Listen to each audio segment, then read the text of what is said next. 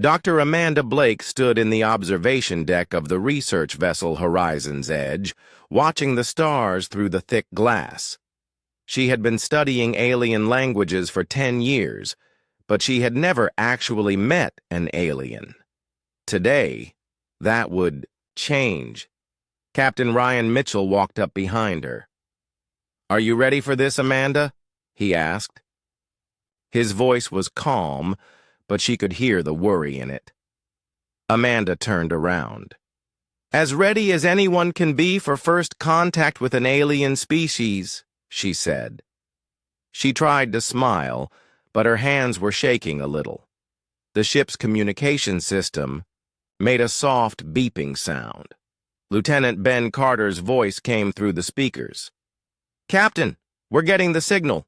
They're here." Through the glass, Amanda saw a ship unlike anything she had ever seen.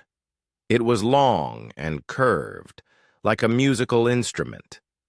Strange lights moved along its surface in patterns that seemed to dance. The alien ship was beautiful in a way that made her heart beat faster.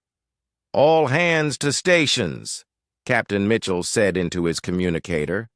"This is it, people. First contact with the Zephyrian Collective." Amanda followed the captain to the main communication room. The walls were covered with screens and speakers. Dr. Lisa Park, the ship's psychologist, was already there. She gave Amanda a quick nod. Technical specialist Jake Thompson was checking all the equipment one more time. "The aliens are requesting communication," Ben Carter reported. "They're using harmonic frequencies, just like our research predicted."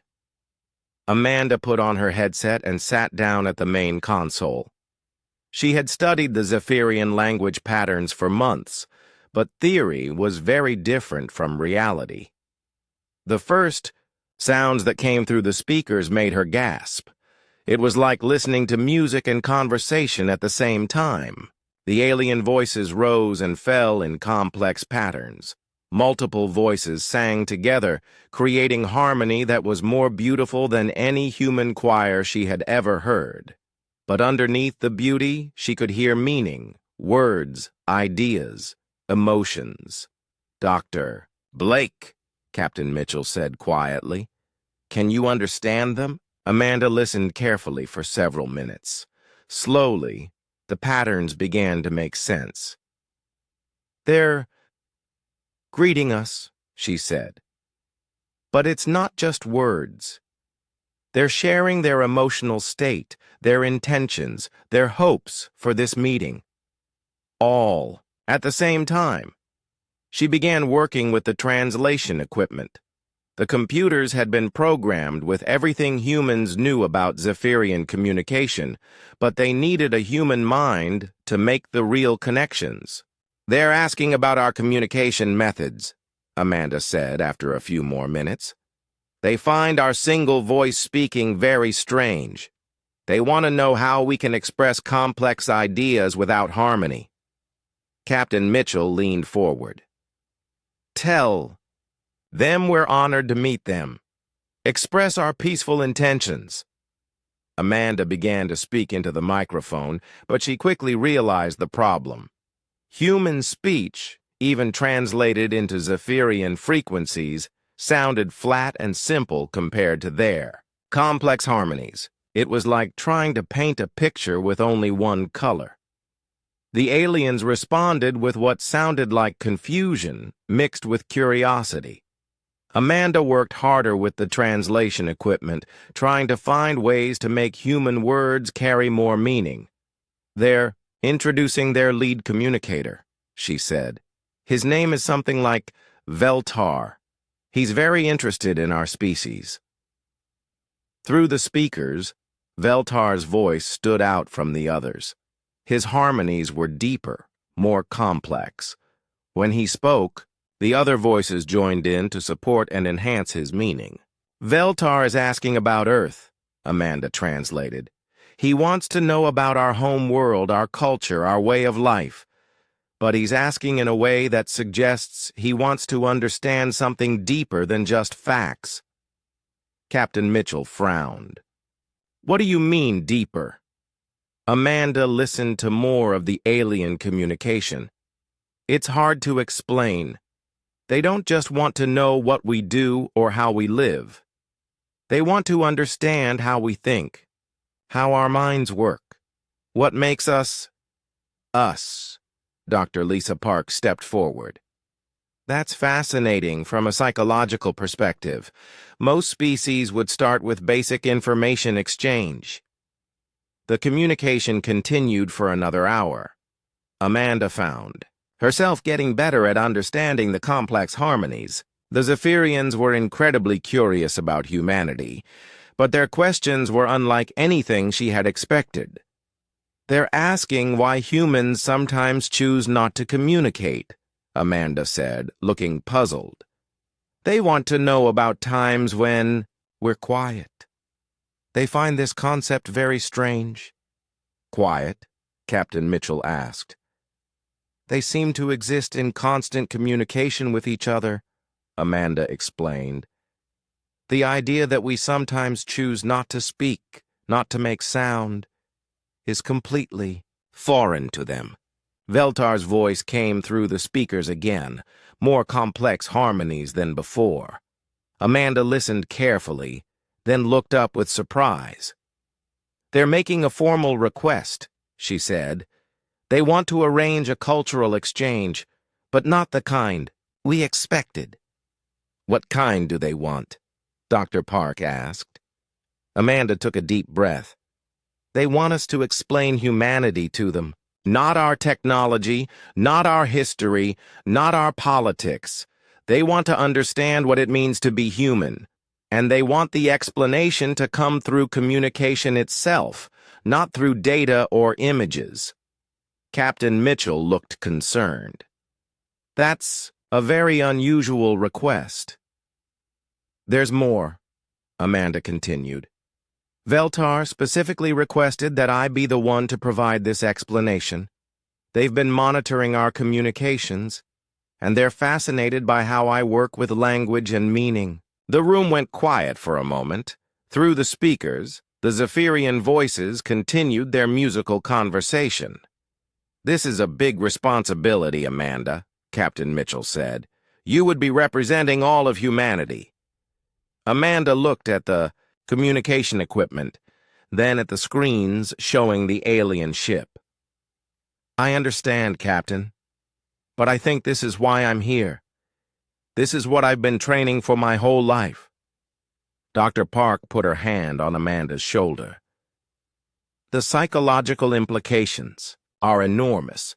We could learn as much about ourselves as we do about them. Veltar is waiting for an answer, Amanda said, listening to her headset again. Captain Mitchell was quiet for a long moment. Finally, he nodded. Accept their request, Dr. Blake. Tell them humanity accepts this cultural exchange. Amanda spoke into the microphone, using all her skill to convey acceptance and honor in the complex Zephyrian harmonies. The response from the alien ship was immediate and joyful. They're very pleased, Amanda translated. Veltar says they will prepare a special communication chamber on their ship. They want to understand the essence of humanity through the way we use sound and silence. As the communication session ended, Amanda realized she was about to face the biggest challenge of her life. How do you explain what it means to be human to beings who might never understand? 3 days after first contact, Amanda sat in her small quarters aboard the Horizon's edge, staring at pages of notes. She had been trying to prepare for the cultural exchange, but the more she thought about it, the more impossible it seemed. The door chimed softly. "Come in," Amanda called. Dr. Lisa Park entered, carrying 2 cups of coffee. "You look like you haven't slept," she said, handing Amanda one of the cups. "I haven't," Amanda admitted. "Lisa, how do you explain humanity to beings who experience reality completely differently than we do?" Lisa sat down across from her. "Tell me what you're thinking." Amanda picked up her notes. "I've been studying their communication patterns more deeply. The Zephyrians don't just talk to each other. They exist in constant harmonic contact. They share thoughts, emotions, and experiences all the time. They never experience being alone, with their own thoughts. That sounds overwhelming, Lisa said. For us, yes. But for them, it's normal. They've evolved this way. The problem is they can't understand how humans can function without constant communication. They keep asking about quiet times, about silence, but I don't think they really know what those words mean. Captain Mitchell's voice came through the ship's communication system. Dr. Blake, please report to the main conference room. Amanda sighed and followed Lisa to the conference room. Captain Mitchell was there, along with Jake Thompson and Ben Carter. On the main screen was Admiral Kate Morrison from Earth Command. Dr. Blake, Admiral Morrison said without greeting. I've been reviewing the reports from your contact with the aliens. I have concerns about this cultural exchange. What kind of concerns, Admiral? Amanda asked. Earth Command believes this is an opportunity to showcase human achievements, our technology, our military capabilities, our scientific advancement. These aliens need to understand that humanity is a strong and capable species. Amanda felt her heart sink. Admiral, with respect, I don't think that's what they're looking for. Admiral Morrison's expression became stern. Dr. Blake, first contact with an alien species is not just about making friends. This is about establishing humanity's position in a larger galactic community. We need to show strength. Captain Mitchell stepped forward. Admiral, Dr. Blake has been our primary contact with the Zephyrians. Her expertise should guide this exchange. The decision has been made, Admiral Morrison said firmly.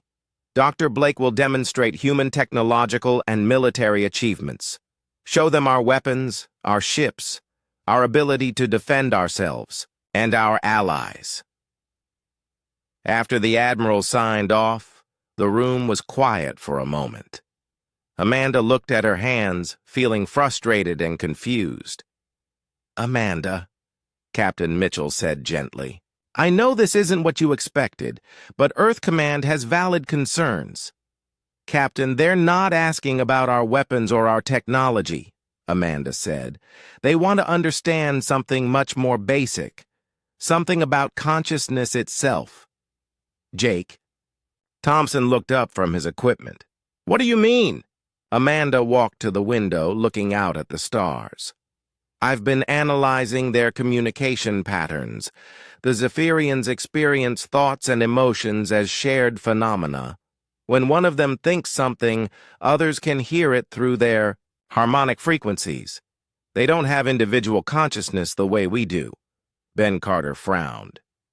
That sounds like a hive mind. No, not exactly, Amanda said. They're still individuals, but they exist in constant mental connection. The idea of being alone with your thoughts, of having private inner experiences, of choosing when to communicate and when to be quiet, none of this makes sense to them. Dr. Park leaned forward. So when they ask about humanity, they're really asking about individual consciousness? I think so, Amanda said. And I don't think showing them our weapons is going to help them understand that. The communication system beeped. Ben Carter checked his console. The Zephyrians are requesting another communication session, he reported. Amanda put on her headset and began listening to the complex harmonies coming from the alien ship. Veltar's voice was prominent among the others. What are they saying? Captain Mitchell asked. Amanda listened for several minutes before responding. Veltar is very excited about the cultural exchange. He's explaining that they've prepared a special chamber on their ship. It's designed to allow for the most pure form of communication possible. What does that mean? Jake asked. No interference, no background noise, no distractions. Just pure harmonic communication. Amanda paused, listening more. He's saying that they want me to come aboard their ship for the exchange. Captain Mitchell looked worried. That wasn't part of the original plan. Amanda continued listening. Veltar says that true communication can only happen in the right environment. They've created a space where every sound, every frequency, every harmonic can be perfectly heard and understood. The alien communication continued for several more minutes. Amanda's expression grew more and more concerned. "What is it?" Dr. Park asked. "They're explaining their expectations for the exchange," Amanda said slowly. "They want me to demonstrate the essence of humanity using only sound. No words, no visual aids, no data transfers, just pure acoustic communication." Ben Carter shook his head. "How is that even possible?" "It gets more complicated," Amanda continued. "They don't want me to tell them about humanity. They want me to make them feel what it's like to be human, through sound alone." Captain Mitchell sat down heavily. "That's impossible." Amanda took off her headset and looked at the others. "That's what I thought too. But the more I think about it, the more I realize that maybe it's not about showing them our achievements or our technology. Maybe it's about showing them something they've never experienced." "What?" Dr. Park asked. Amanda was quiet for a long moment. "What it's like to be alone with your own thoughts. What it's like to choose not to communicate. What it's like to experience silence." Jake Thompson looked confused. "You want to show aliens what silence is?" "I think," Amanda said carefully, "that silence might be the most human thing there is. And I think the Zephyrians have never experienced it." Captain Mitchell stood up. "Amanda, Earth Command expects you to showcase human achievements. How does silence accomplish that?" Amanda looked out at the alien ship again. "Maybe showing them our weapons would prove we're strong.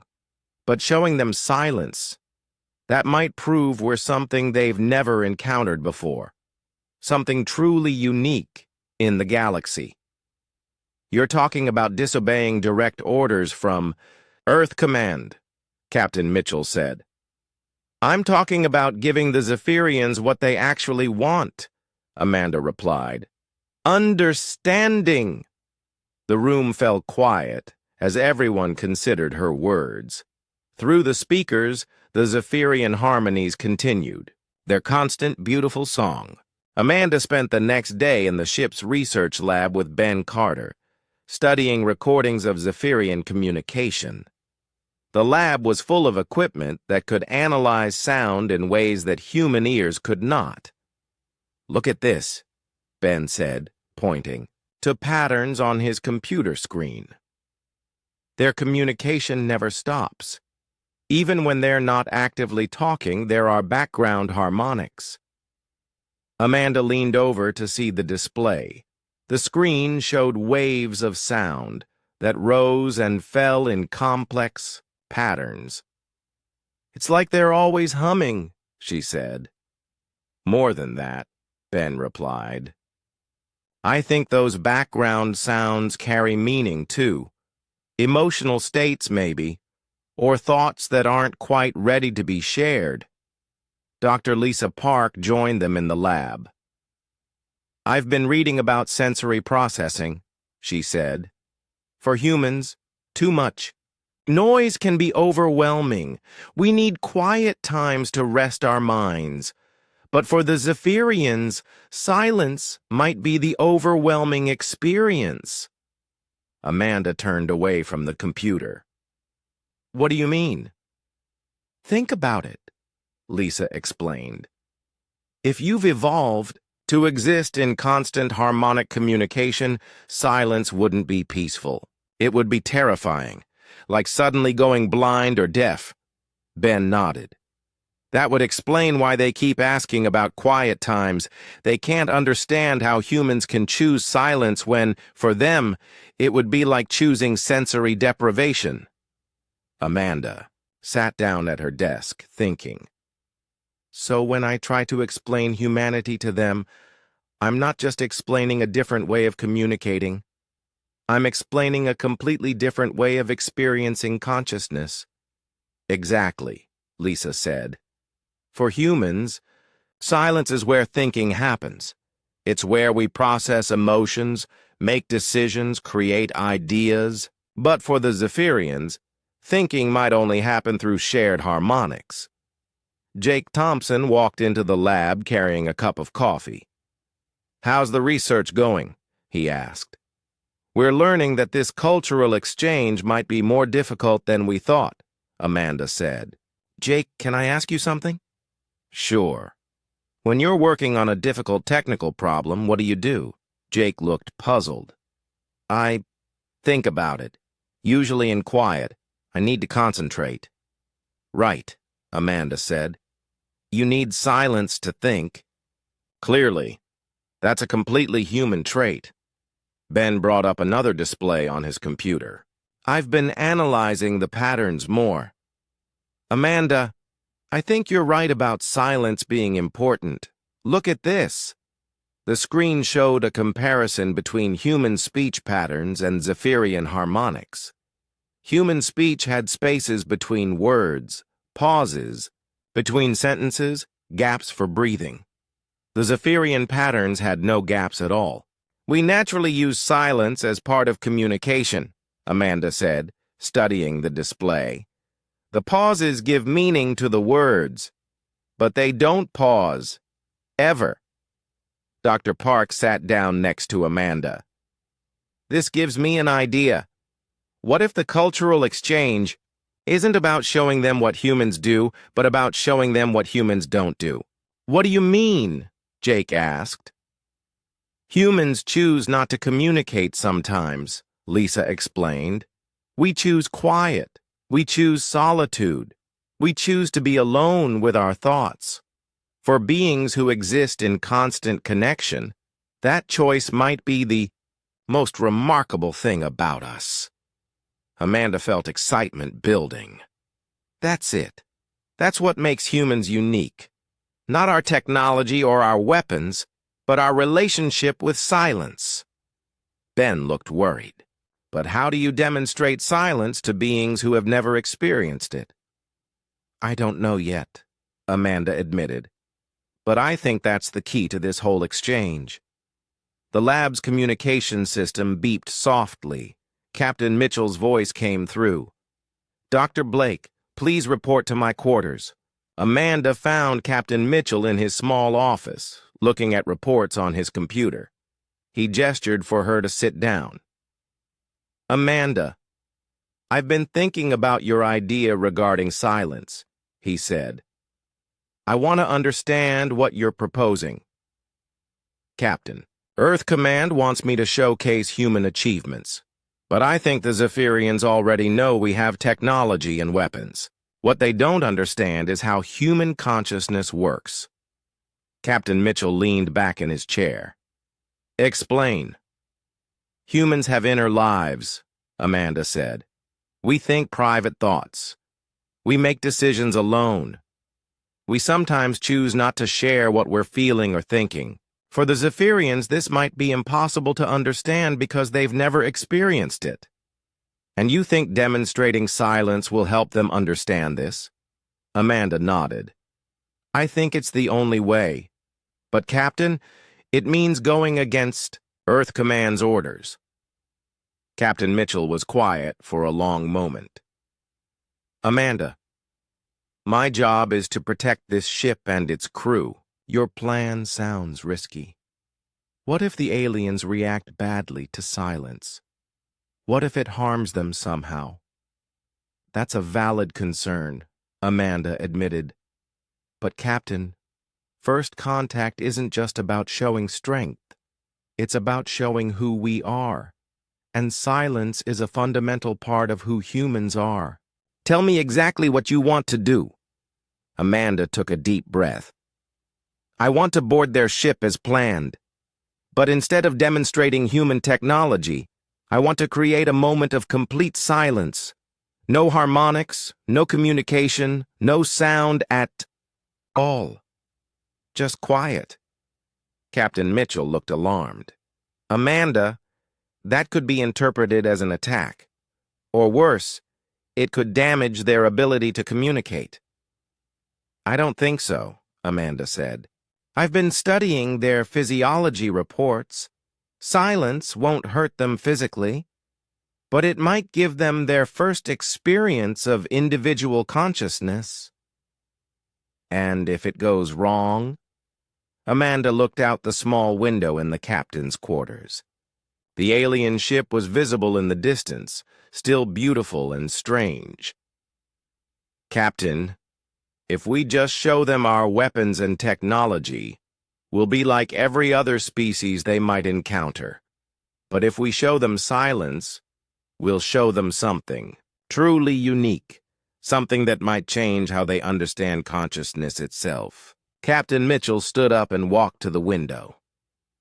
This is a big decision, Amanda, and it's not just mine to make. Admiral Morrison expects us to follow orders. I understand, Captain, but I think this is bigger than military protocols. This is about representing humanity in the best way possible. Give me some time to think about it, Captain Mitchell said. In the meantime, keep preparing for the exchange, both options. Amanda left the captain's quarters feeling nervous but determined.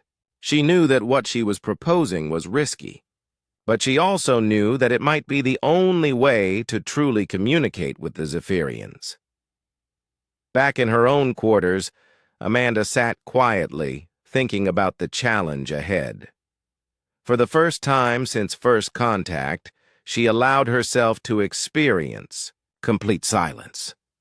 No communication systems, no background hum from the ship's engines, no conversation, just quiet.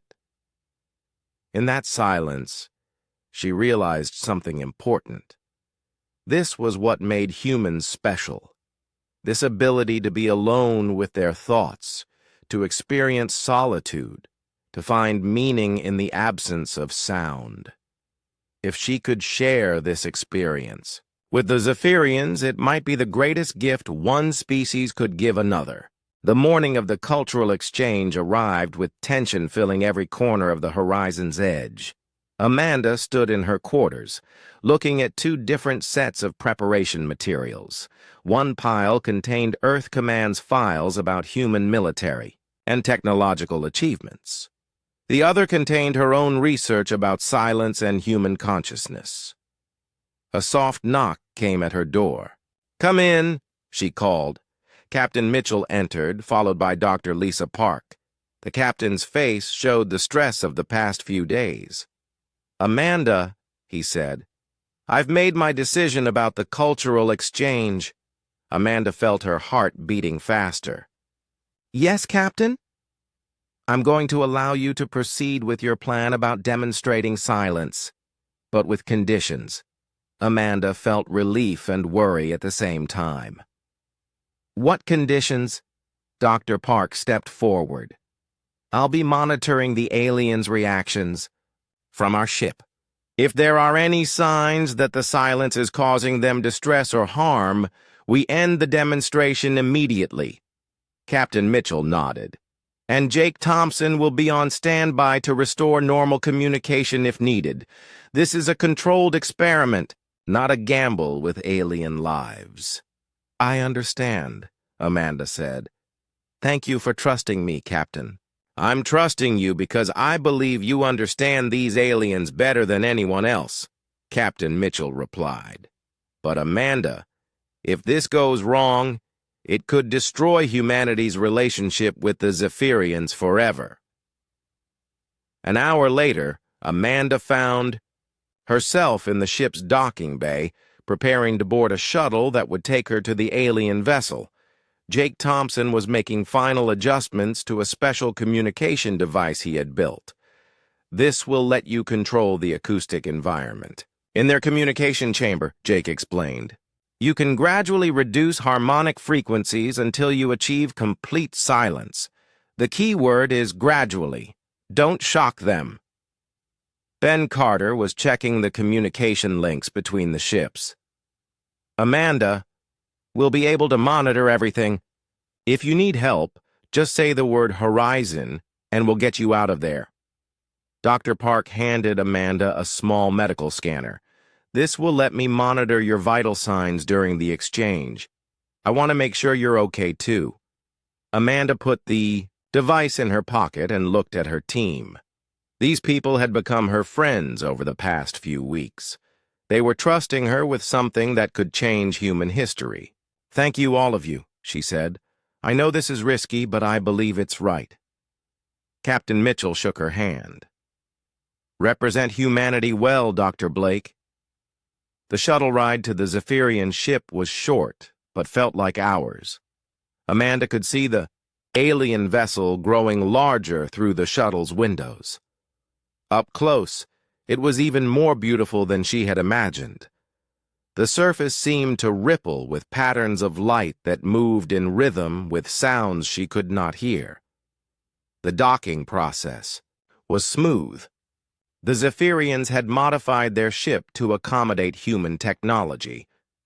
As the shuttle connected to the alien vessel, Amanda could hear the harmonics growing stronger.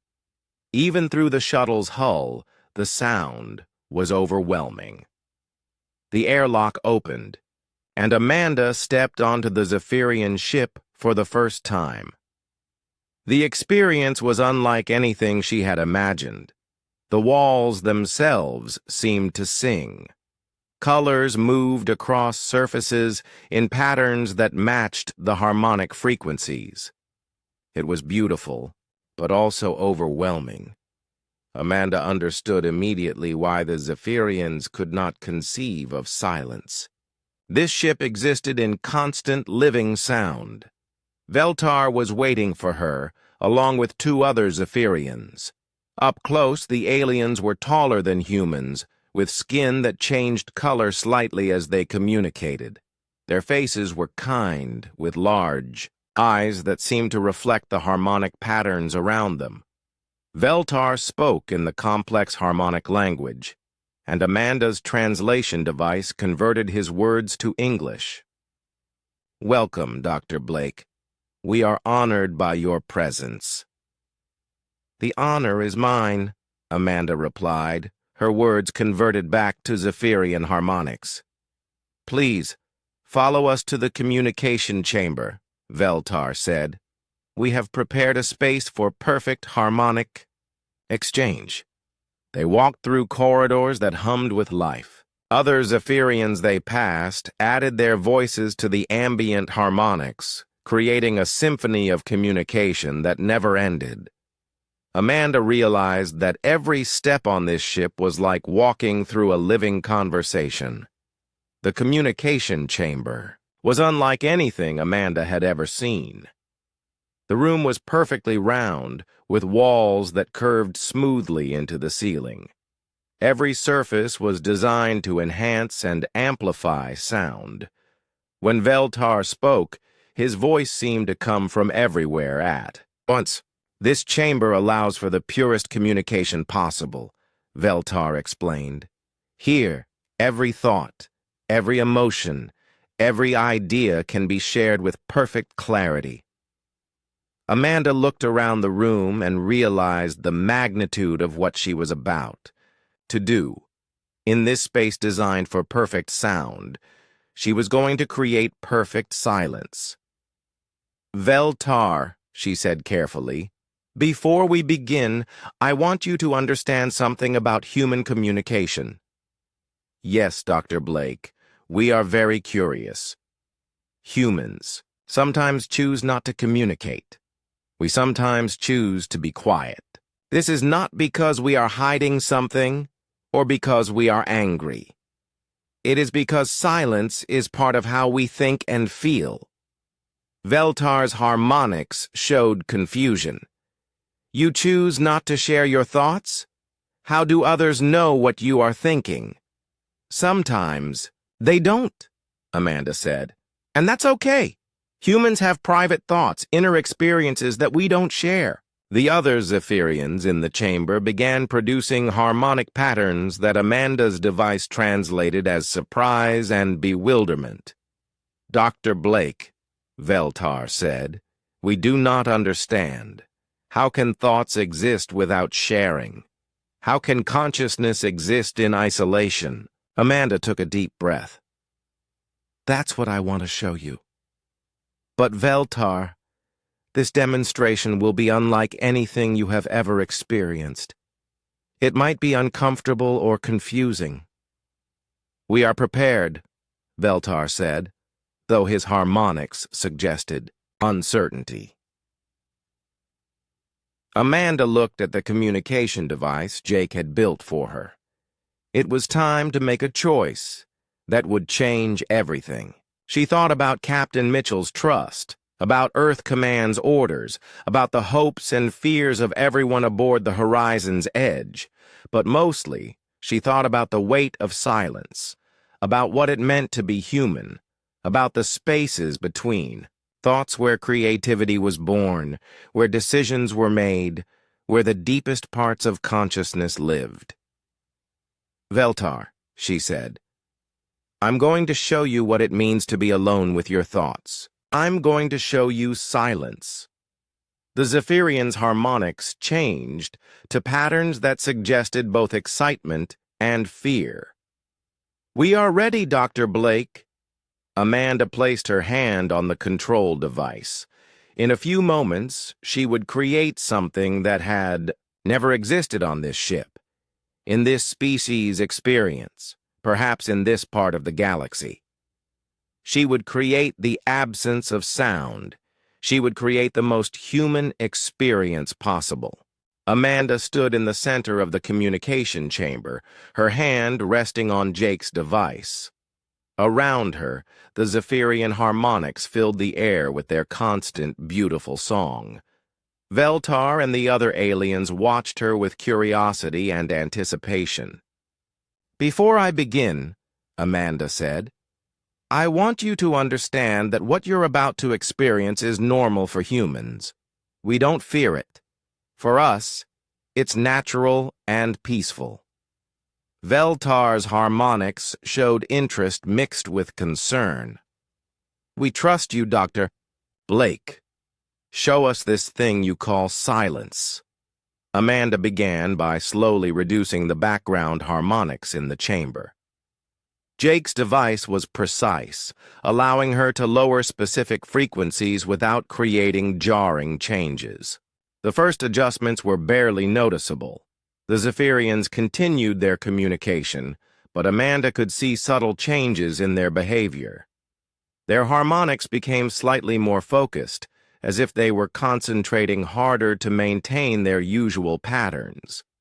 She continued the gradual reduction. More background frequencies disappeared. The chamber, which had been filled with the complex symphony of Zephyrian communication, began to feel different. The walls no longer seemed to sing.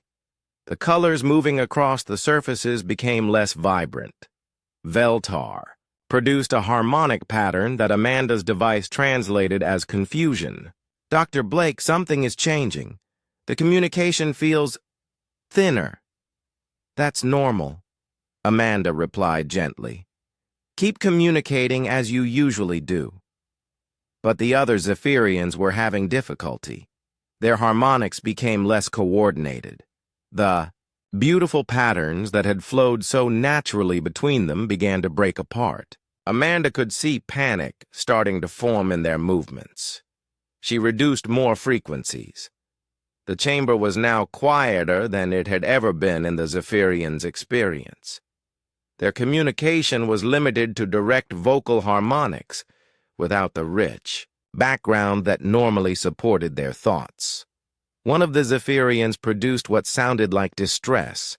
His harmonics were erratic, confused. He began moving toward the chamber's exit. "It's all right," Amanda said, her voice now clearly audible without the background harmonics. "You're safe. This is just a different way of experiencing consciousness." Veltar was struggling to maintain his composure.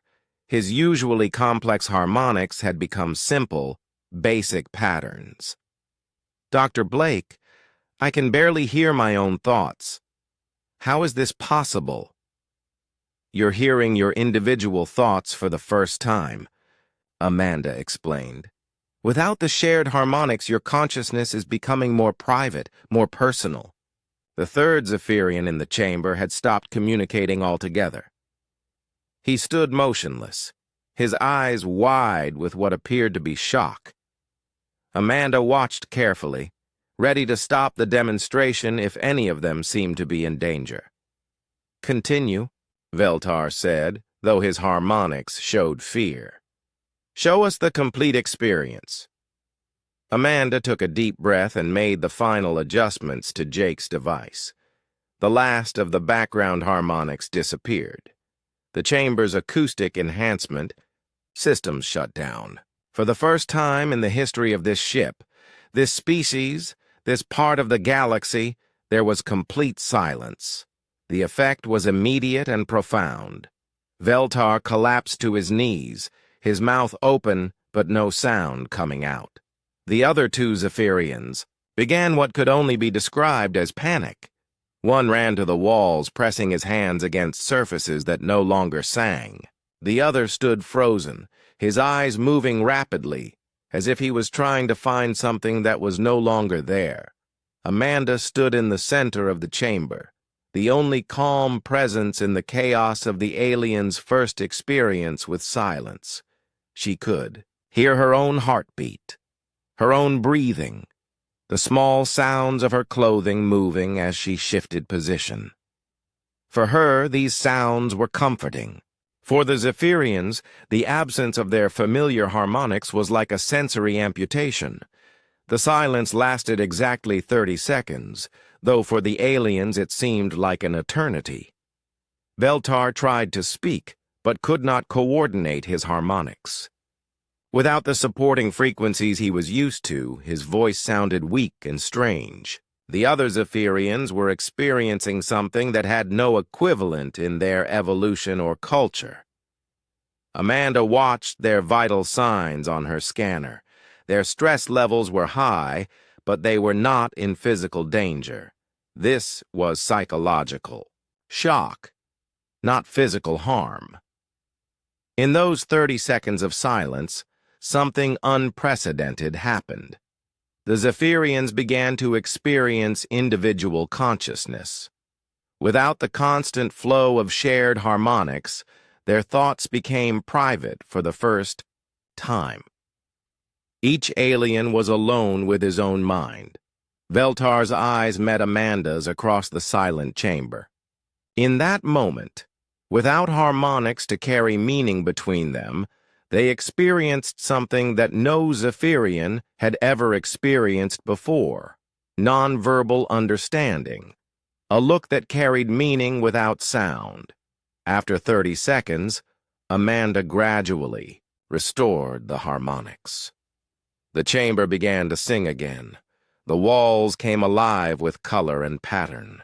The supporting frequencies returned, and the Zephyrians could communicate normally again. But they were not the same. Veltar slowly stood up, his harmonics uncertain and hesitant. When he spoke, his patterns were different than they had been before, simpler in some ways, but also deeper. "Dr. Blake," he said, his voice carrying new emotions that Amanda's device struggled to translate. "What did you do to us?" "I showed you silence," Amanda replied. "I showed you what it's like to be alone with your own thoughts." The other two Zephyrians were beginning to recover, but they stayed close to the walls of the chamber, as if afraid that the silence might return. That was... Veltar searched for harmonics to express what he had experienced. That was like being cut off from life itself. But also, there was something else. Something inside my mind that I had never noticed before. "What you experienced," Amanda explained, "was individual consciousness. For 30 seconds, your thoughts were private. You experienced what humans experience all the time. You live with that constantly? One of the other Zephyrians asked, his harmonics full of amazement. We do, Amanda said, and we choose it. We value the ability to be alone with our thoughts, to have private experiences, to think without sharing every idea immediately. Veltar began to understand. His harmonics took on patterns that Amanda had never heard before, new emotions that had no equivalent in previous Zephyrian communication. You are showing us a completely different form of consciousness, he said. Not just different communication, but different ways of existing as thinking beings. Yes, Amanda said. That's what makes humans unique. Not our technology or our weapons, but our relationship with solitude, with privacy, with the spaces between thoughts where creativity and decision-making happen. The chamber was quiet for a moment. Not the terrifying silence Amanda had created, but a thoughtful pause as the Zephyrians processed what they had experienced. Dr. Blake, Veltar said finally, you have given us something we did not know existed. You have shown us a new way of being conscious. Amanda felt tears forming in her eyes. The demonstration had worked. She had successfully shared the most human experience possible with beings who had never imagined such a thing could exist. And now, she said, you understand what it means to be human. In the minutes following the silence, the communication chamber felt different. The Zephyrian harmonics had returned, but they carried new qualities that Amanda had never heard before. Veltar and his companions were discovering aspects of consciousness they had never known existed.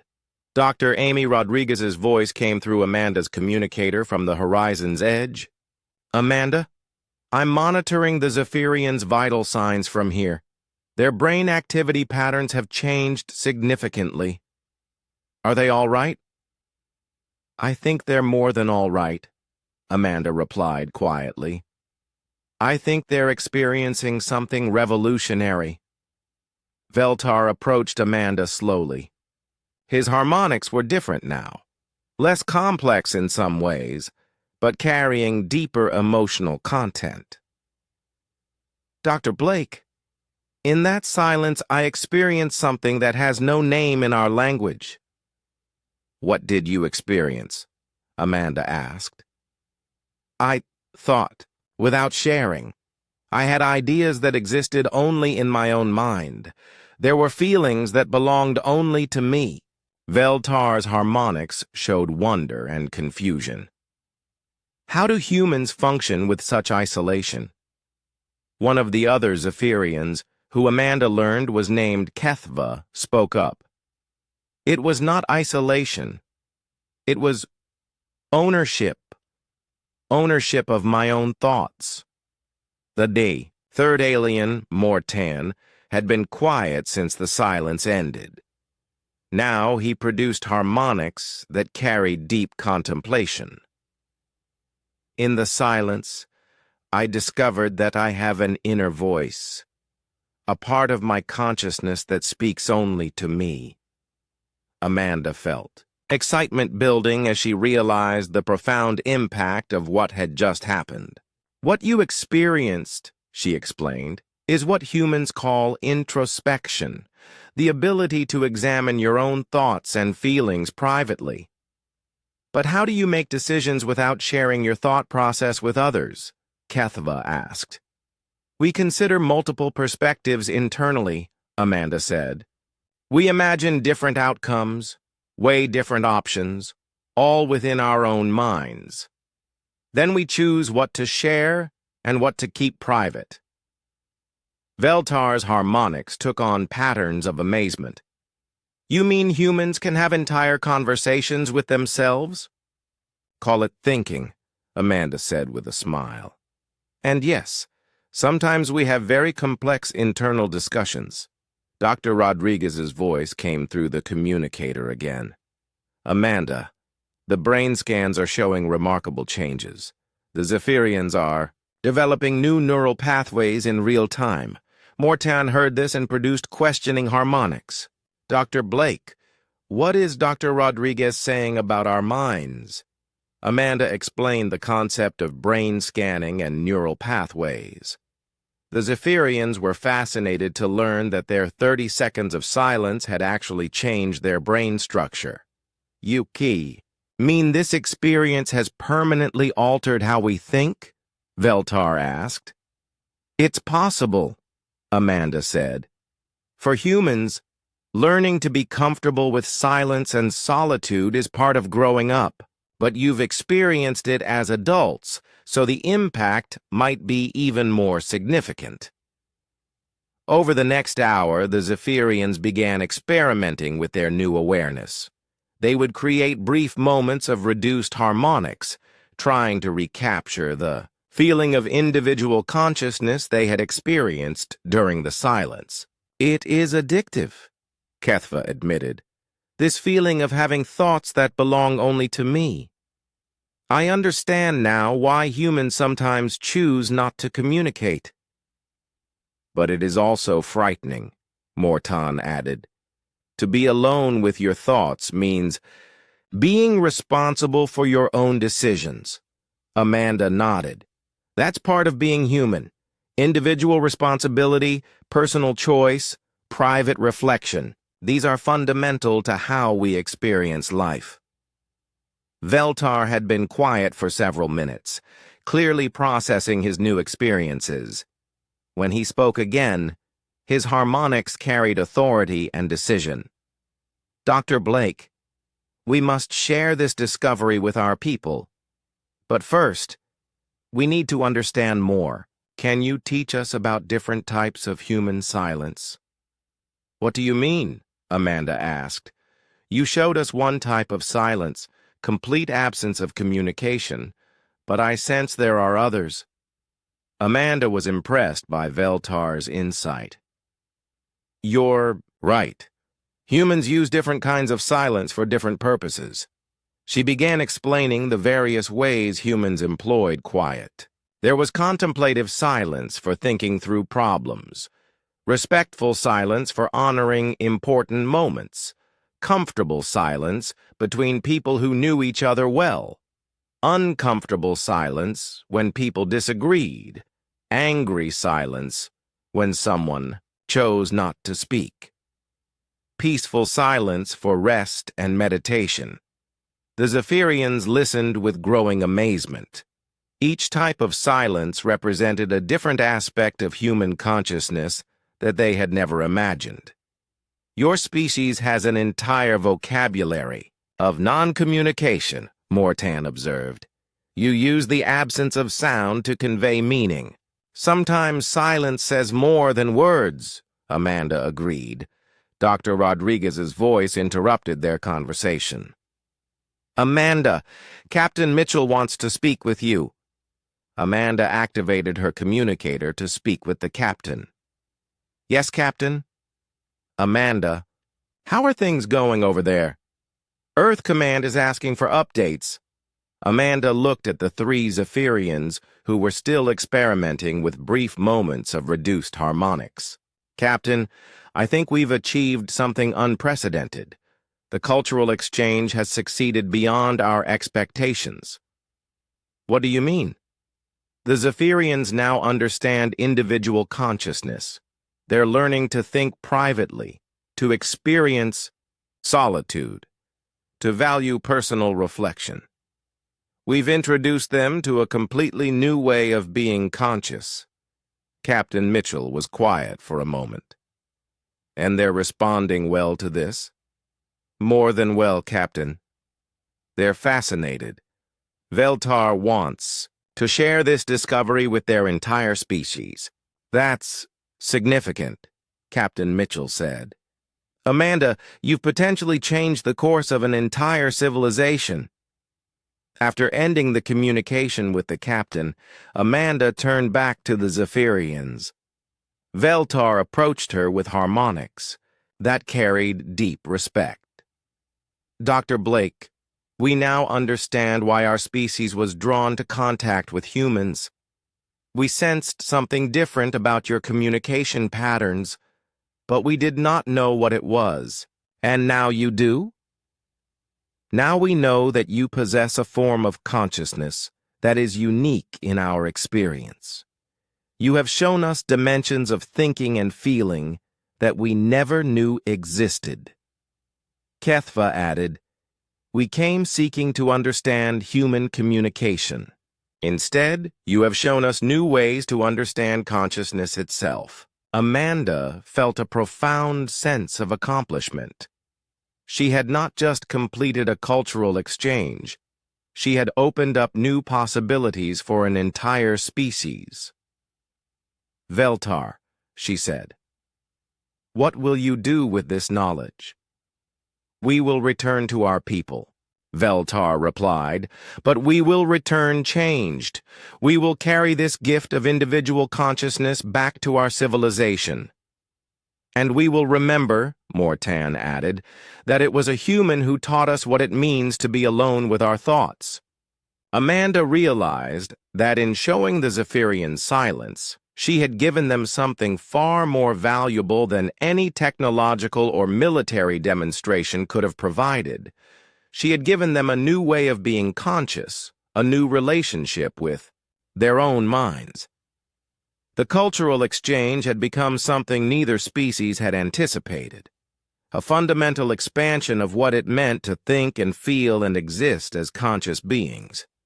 3 hours had passed since the silence demonstration, and the communication chamber had become a laboratory for consciousness exploration. The Zephyrians were experimenting with their newfound ability to experience private thoughts, while Amanda guided them through different aspects of individual consciousness. "Try this," Amanda suggested to Veltar. "Think of a memory from your childhood, but don't share it in harmonics. Just experience it privately." Veltar's usual harmonics quieted to barely audible levels.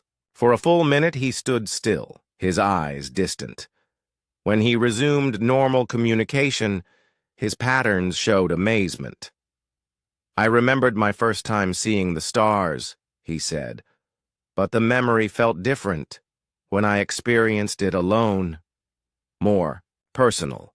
More mine."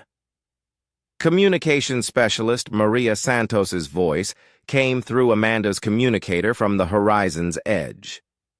"Amanda, I'm monitoring some interesting changes in the Zephyrian ship's communication patterns. Other aliens throughout their vessel are starting to produce irregular harmonics." Amanda turned to Veltar. "Are others on your ship aware of what's happening here?" "Yes," Veltar replied. "Our communication chamber is connected to the ship's harmonic network. Our experiences here are being shared with our crew members." "How are they responding?" Kethva produced harmonics that suggested excitement mixed with concern. "Many are curious about what we have experienced. Some are frightened.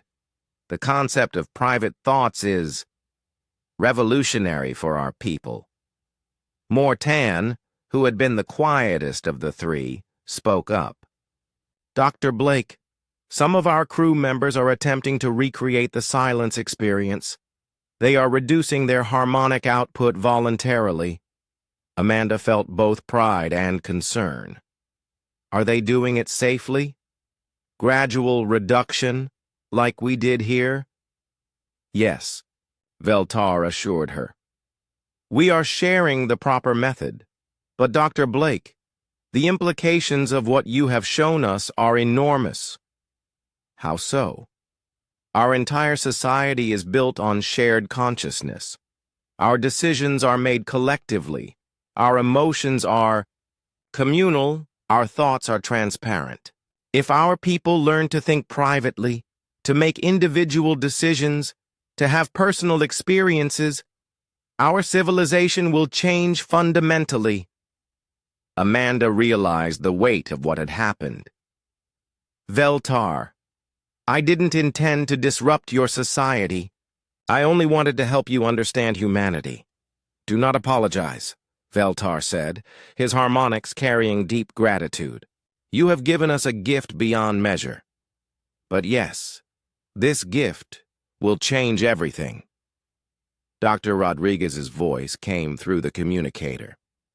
Amanda, we're detecting some unusual activity from other Zephyrian ships in the area. It looks like word about your demonstration is spreading. What kind of activity? Amanda asked. Reduced harmonic transmissions between ships. It appears that Zephyrians throughout the local fleet are experimenting with silence. Veltar confirmed this. Our people are natural explorers of consciousness. When we encounter a new way of thinking, we must understand it fully. Over the next hour, Amanda continued working with the 3 Zephyrians in the chamber while monitoring reports from the horizon's edge about the spreading experiments throughout the alien fleet. Try meditation, Amanda suggested. Sit quietly and focus only on your breathing. Don't try to think about anything specific. Just exist in the moment. The 3 aliens attempted this human practice with varying degrees of success. Mortan seemed to adapt most easily, while Kethva struggled with the concept of not actively thinking. This is strange, Kethva said. To deliberately not use my mind feels wrong, but also peaceful. Meditation isn't about not using your mind, Amanda explained. It's about using your mind differently, focusing it in a quiet, gentle way. Maria Santos's voice came through again. Amanda, Captain Mitchell wants to speak with you. It's urgent. Amanda activated her communicator. Yes, Captain. Amanda, we're receiving communications from Earth Command. Admiral Morrison wants an immediate report on the cultural exchange. Apparently, long-range sensors are detecting unusual activity from the Zephyrian fleet. The Zephyrians are experimenting with the concepts I demonstrated, Amanda explained. They're learning about individual consciousness. Amanda, Earth Command is concerned that you may have introduced some kind of psychological weapon into the alien fleet. Amanda felt shocked. Captain, that's not what happened at all. I showed them silence. I taught them about private thoughts. They're not being harmed. They're learning. I understand that, but you need to return to our ship immediately for debriefing. Amanda looked at Veltar and his companions. Veltar, I need to return to my ship for a meeting with my commanders.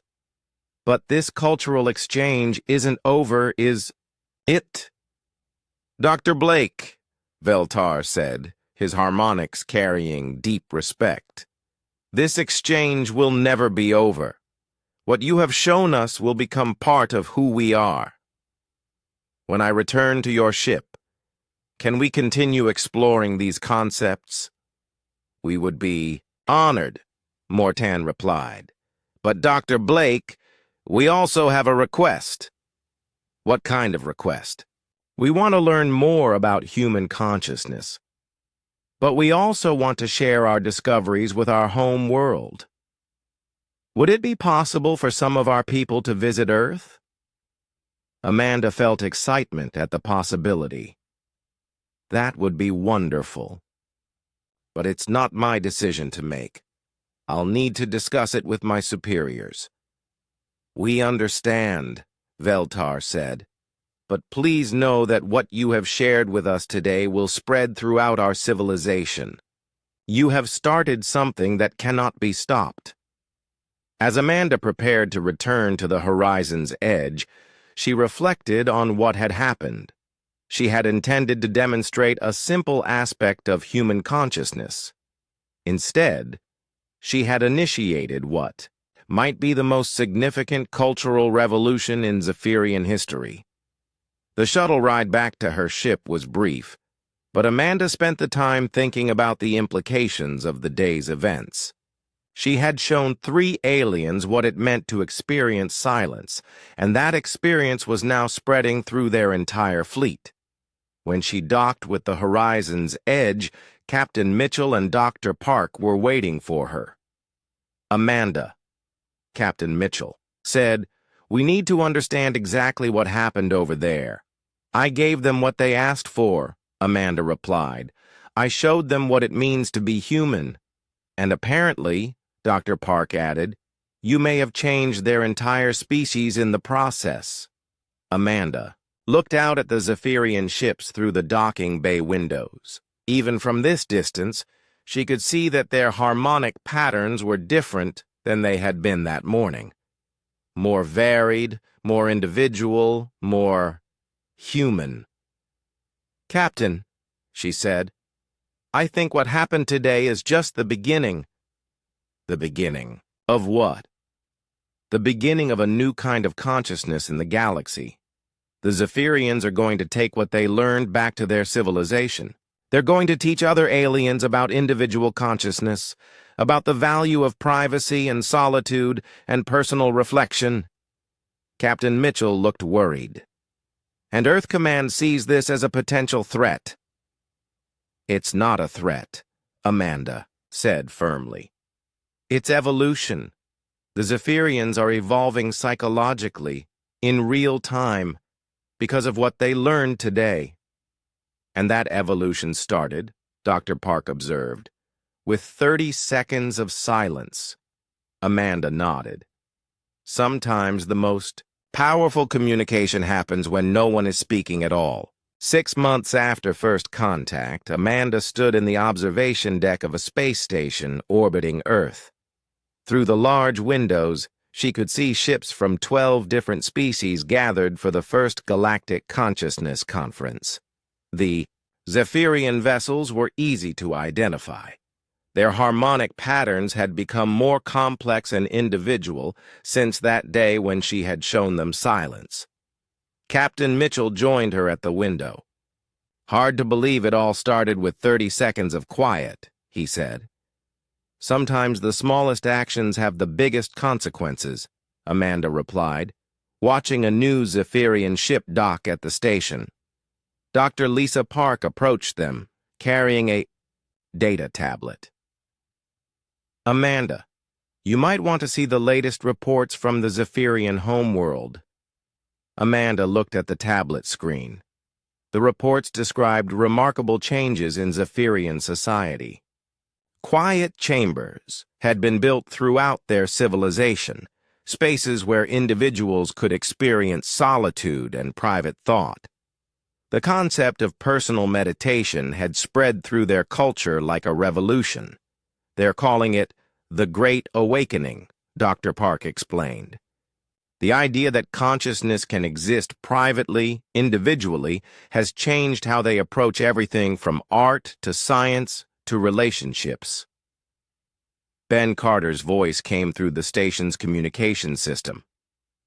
"Dr. Blake, Veltar is requesting a meeting. He says he has something important to share with you." Amanda made her way to the conference center, where representatives from various species were gathered. The diversity was amazing. Beings that communicated through color changes, others that used electromagnetic patterns, some that shared thoughts through touch. But all of them had heard about the human concept of silence and individual consciousness. Veltar was waiting in a smaller meeting room. His appearance had changed since their first encounter. His harmonic patterns were more subdued, more controlled. He had learned to modulate his communication in ways that would have been impossible before experiencing silence. "Dr. Blake," he said, his translated voice carrying warmth and respect. "Thank you for meeting with me."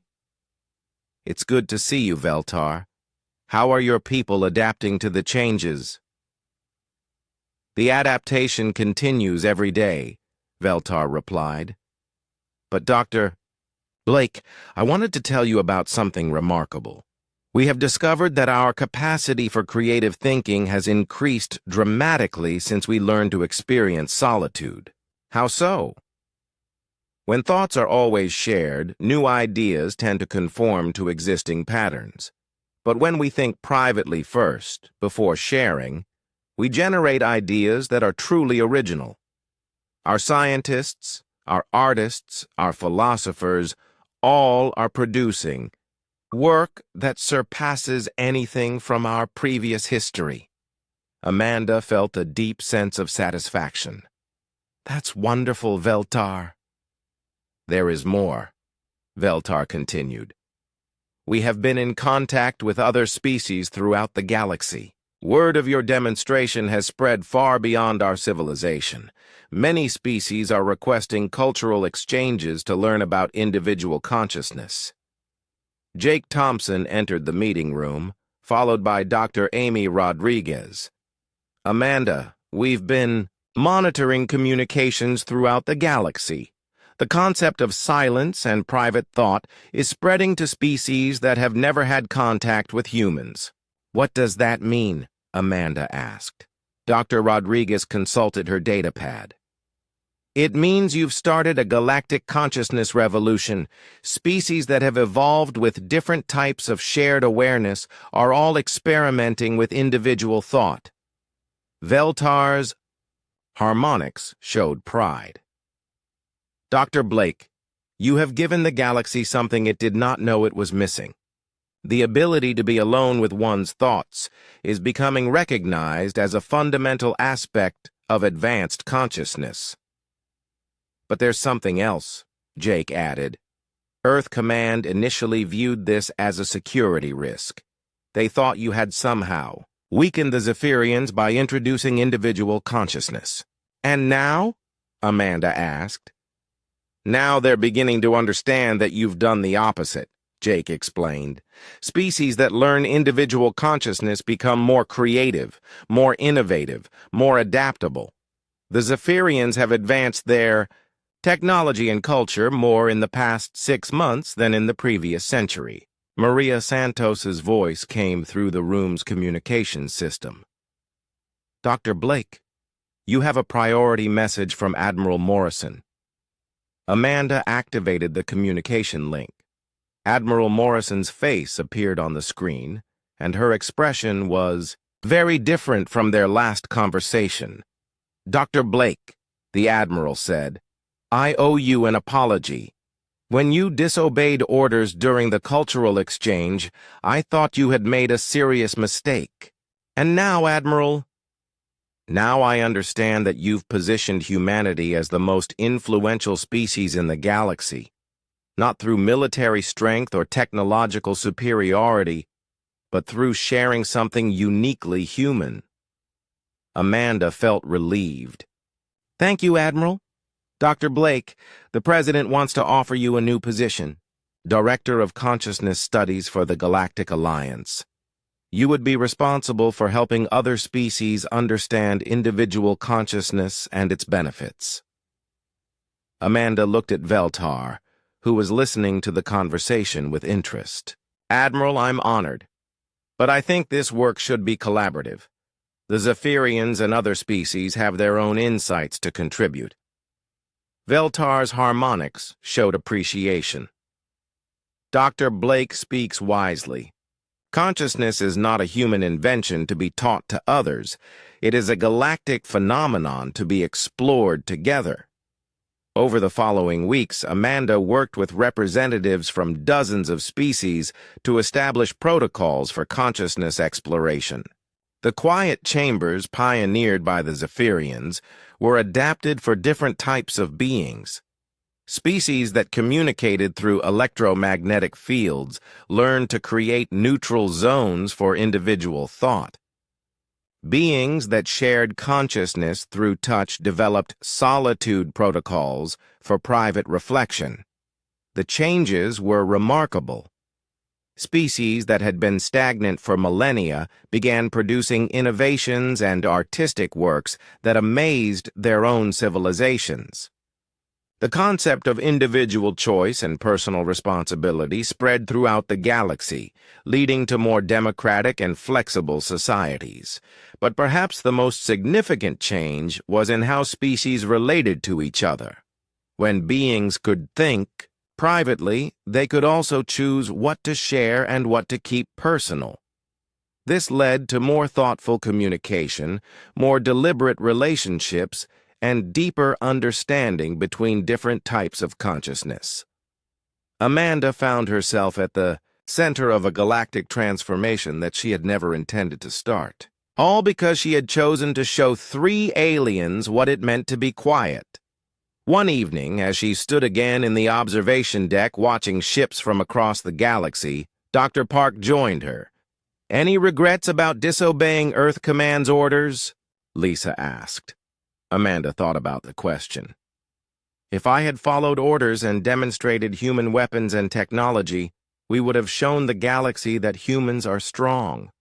But by demonstrating silence, we showed them that humans are unique. And that uniqueness has changed everything. Not just for other species, Amanda said. The process of explaining silence and individual consciousness to aliens has made me understand my own humanity more deeply. How so? I used to take silence for granted. The ability to be alone with my thoughts, to have private experiences, to choose when to communicate and when to be quiet. Now I understand that these abilities are gifts. They're what make us human. Through the window, Amanda could see a new type of ship approaching the station. Its design was unlike anything she had seen before, clearly from a species that was joining the galactic community for the first time, drawn by reports of the consciousness revolution. "It's not over, is it?" Dr. Park observed. "No," Amanda said, smiling. "I think it's just beginning. Every species that learns about individual consciousness will bring their own perspective to it. The galaxy is going to become more diverse, more creative, more conscious. And it all started with silence." Amanda nodded, watching the new ship dock with the station. Sometimes the most powerful message you can send is saying nothing at all. In the months and years that followed, Amanda's name became known throughout the galaxy not as a scientist or a diplomat, but as the human who had taught an entire galaxy how to be alone with their thoughts. Schools across countless worlds taught about the silence demonstration as a pivotal moment in galactic history. But for Amanda, the real legacy was simpler. She had shown the universe that consciousness was not just about sharing thoughts, but about the courage to sit quietly and listen to the profound depths of one's own mind. In a galaxy full of noise, she had taught them the revolutionary power of quiet.